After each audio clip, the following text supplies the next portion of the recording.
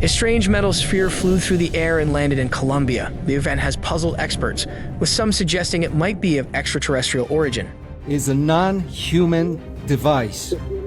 We still have to do more analysis on it. It was filmed in March 2025, moving over Buga, a town in western Colombia. After landing, the object was seized for investigation. The sphere weighed about 4.5 pounds and felt cold to the touch. It had engravings that looked like ancient scripts, including Ogham, runes, and Mesopotamian symbols. Locals suspect it is of alien origin due to its strange design. Scientists examining the artifact found no visible joints or welds, raising questions about how and by whom it was made.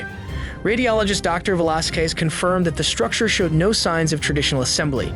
Witnesses said it moved unlike any known aircraft.